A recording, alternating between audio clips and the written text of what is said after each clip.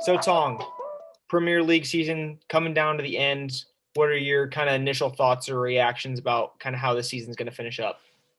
Yep. City just clinched, so that's disappointing, as we called a while back. Um, Not that surprising. I mean, they have, the wonder team right now. They have a lot going for them. It will be interesting to see because we do have the title decided, and we have the bottom three decided: Sheffield, West Brom, and Fulham going down, I believe.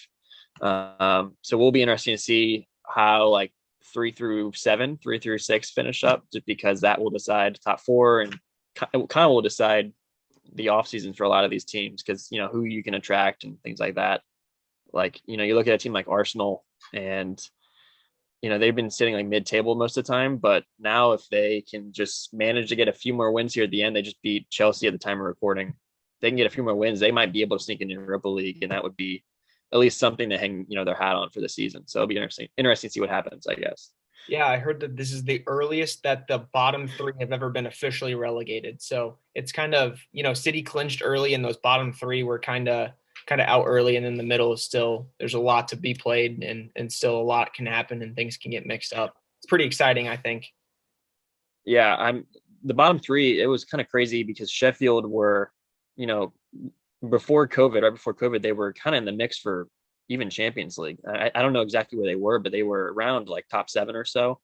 And then they just went on a slide from there where they have like what, like 15 points this year or something like that. Like they have something crazy low, and you would have thought that Sam Allardyce at West Brom would have been able to keep um, them up a little bit better than what he has. He has a reputation for coming in and just being the guy to save clubs. He hasn't done that, so it's almost like this. I thought the season would be kind of closer in some ways. Like City started off really not poor, but they were like six or so to start off the season, and all of a sudden they went on like this huge unbeaten streak, and they're up there. So it's a little surprising to me to see how it's all turned out.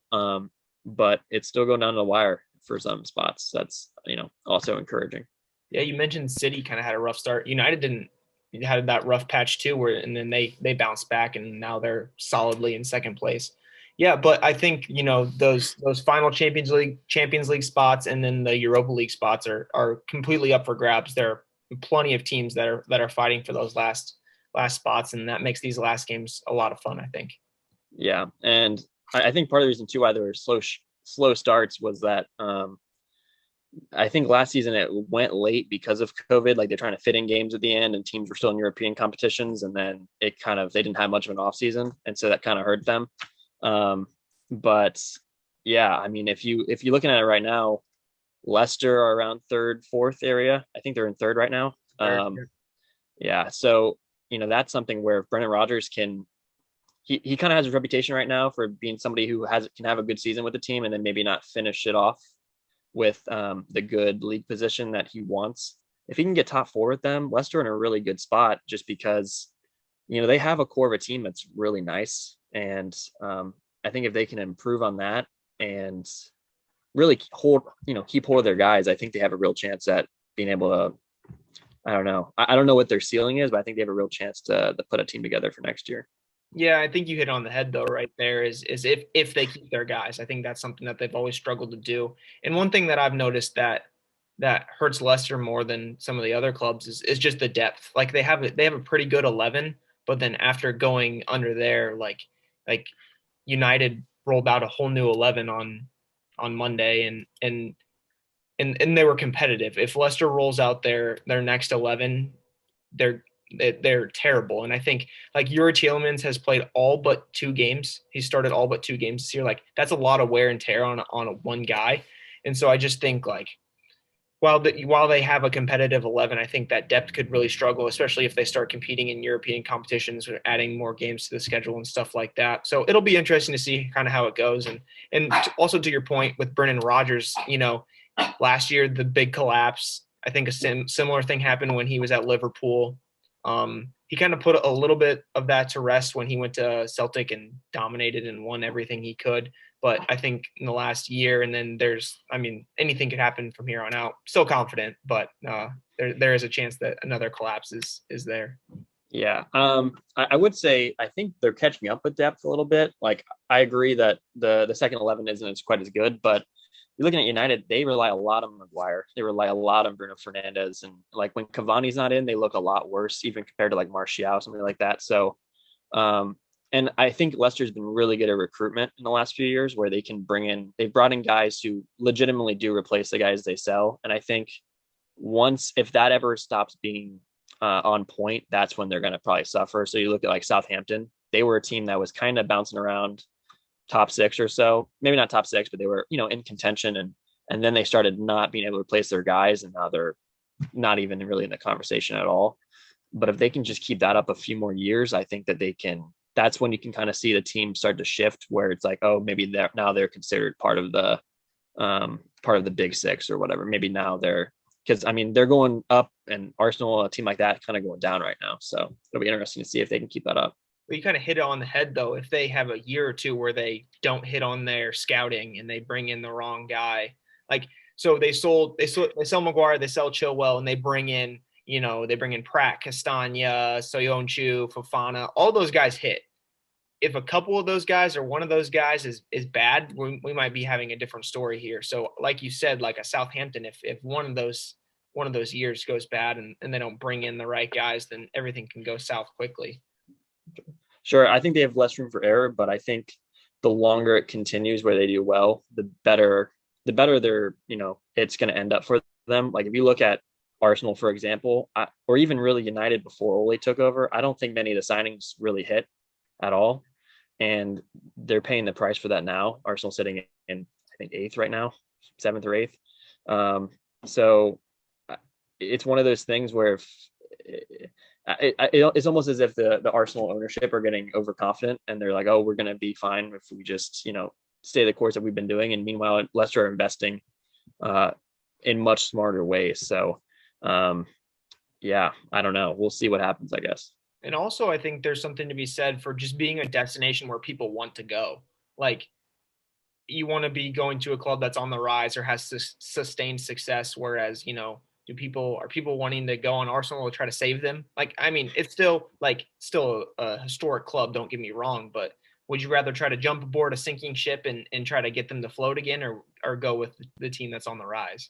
Yeah, there comes a point where the history doesn't matter anymore to a player. Like it will obviously to some degree, but I mean, it's not like PSG was a historic kind of club for Neymar or that kind of thing, or not in the same way anyway. So, um, it is like a challenge for a player. But if you're a player too, you see what a mess it is right now. Like if you look at Arsenal, I don't really know what the problem is specifically. Like I know the ownership, I wouldn't want, but like every game I watch, I think, oh, that player's good. And then the next game I think, I don't know, man, that player just had one of the worst games I've seen. And I feel like Arsenal fans themselves are a little confused on what even is the problem. And if you're an outside player looking at that, you're like, I don't need to deal with that. I can go to a Champions League team or that at least have an identity. Like Leicester have an identity at least. I don't know.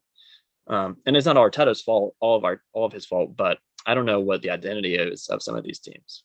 Yeah, I was an Arsenal fan for all of 3 hours today while they were playing Chelsea, and it was brutal. It was tough. Like, I can't imagine being on board for a whole season or multiple years. Like, whew. Yeah, yeah. I shout out to our former guest Alex Baker because I don't know how he does that right now, but it's crazy because I could see, um, honestly, if Ole didn't turn it around to the degree that he has and really develop the players that he has right now, I could have seen it going. It wouldn't surprise me to see United in ninth. It's the same problems. You hear Arsenal fans talk about ownership. It's the same problems that you hear from United fans. It's just, I don't know. It's working out for us so far. We have really talented guys to fall back on. So, And it just takes a couple of years where your signings don't hit. So speaking of signings, are there any signings this year that you were like, wow, that was a great signing, or that was a real flop? um, I would say he's been hurt a bit, so maybe he's not as good as it was. But James Rodriguez for Everton, beginning of season 2, he was just really, really nice for Everton, and he's pretty instrumental to what they do. They don't really have anybody else who um, can be that creative force in the midfield that they need. And then I'd also say probably Cavani for United. Um, Martial hasn't had the season that we kind of was hoping for from him at striker. I kind of see him more as a left winger anyway. But Cavani was that number 9 reliable guy off the bench that you could rely on for some class. And he's honestly, look, I didn't watch him that much because he played in League One and everything, and I didn't care as much about the French league. But he's really good. Like his movement off the ball, his technique, a little bit quicker than I thought.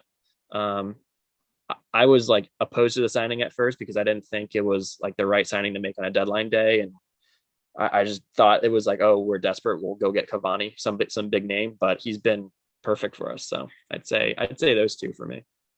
I think Willian is the one that stands out for me as the flop. I mean, I don't know what was expected, but it was all the talk of I'm coming to Arsenal because I'm going to win trophies, and I mean, as we kind of alluded to, that's kind of far from the truth. Like, there's still a chance. Don't get me wrong, but he had a lot of big talk of I'm coming here to win trophies and all this stuff. And at one point he was a very successful player, so I think there were high hopes and high standards for him. Like he hasn't been near as what he was back in his prime, but I think that's my big flop. And you kind of went with a United guy for your good signing. I'll go with a Leicester guy. I'll go with Castagna. I think he has been fantastic. Similar situation.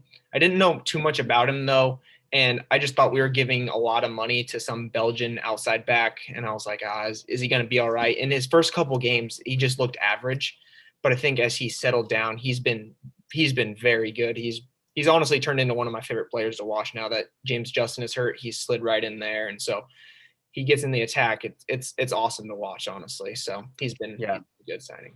he's a fun player to watch. The William one's funny just because I think he started off the year with a couple assists, 2 or 3 in a game or something like that, and then He started off didn't with score in the a goal. yeah, yeah, and then didn't score until the free kick like in game week 35 or something like that. Like he not the signing that they were hoping for. And it's not that surprising. He's at the tail end of his career, but yeah, disappointing for him to say the least. But my flop was um I'd say Rhian Brewster for Sheffield. They spent, I think it was like 24 million euros on him or pounds, something like that, to be their striker. They didn't really have a number 9 that like could be the guy, and they don't have a big budget anyway. So like you're talking about, margin of error. Like they have to hit their signing, It's a large and they're boy. coming off a season. Yeah, they're coming off a season where it's like they were 10th or so. They finished, and they could, they were expected to do decent after being promoted. And I think he's had 0 goals, 0 goal involvements. Like spent all the money on him, and then he just did not deliver. Liverpool got a great deal out of that because he was never going to play for Liverpool either. So I don't know. They took him for a ride there, and then now they're stuck with him. I guess I don't know if he's. It's not like I watched Sheffield that much this year, so maybe he'll turn it around. But I, not a great signing. I think that's a really good shout because he takes up a large percentage of their payroll, as well as I think Sheffield thought that they were one striker away from making European football, right? Like they were in that conversation last year, and they thought maybe if you bring in a goal scorer, he's worth the money. We get into Europa League or Champions League, we make that top 4, top 6. So I Yeah. think that's a good shout. Hey guys, thanks for joining us for this episode. As there's a drive in a deep left field by Castellanos, it will be a home run. And so that'll make it a 4-0 ball game. Don't forget, you can find us on Spotify, Apple Podcasts, and anywhere you get your podcasts. Don't forget to like, subscribe, follow, and comment down below. Thanks, guys.